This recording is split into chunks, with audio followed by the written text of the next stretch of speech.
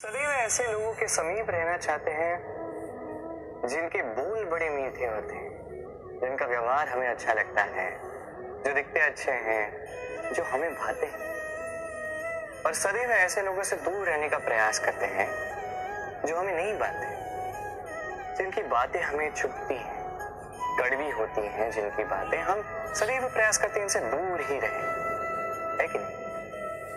किंतु यदि वास्तविकता देखें तो कड़वाहट ही है जो जीवन में मरहम का काम करती है। औषधि कड़वी ही होती है, किंतु क्या करती है?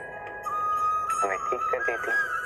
उसी प्रकार प्रेम का ये पत्ता, ये भले ही कड़वा लगे, खट्टा लगे, इसका फल ये सदैव आपके स्वास्थ्य का लाभ ही करता है। इसलिए यदि कोई आपकी बुराई करे, आपको कड़वे बोल बोल दे, आपके विषय में आलोचना करे, तो आवश्यक नहीं कि वो आपका शत्रु ही हो सकता है, आपका मित्र हो जो केवल आपका भला चाहता है, आपको सुधारना चाहता है, आप में परिवर्तन लाना चाहता है। इसलिए कभी भी किसी के प्रभाव में आकर प्राथमिक रूप से किसी को देखकर ये निर्णय ना ले कि वो आपका शत्रु है या आपका मित्र।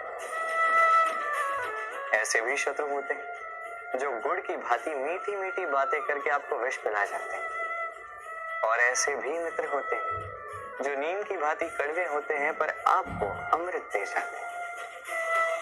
तो एक अंतर करना सीखना है, कौन उचित मित्र है, कौन उचित शत्रु है। ये अंतर जब आप सीख जाएंगे तब आप इस संसार के सबसे सुखी प्राणी बन जाएंगे। ये अंतर सरल नहीं किंतु आवश्यक अवश्य है। राधे।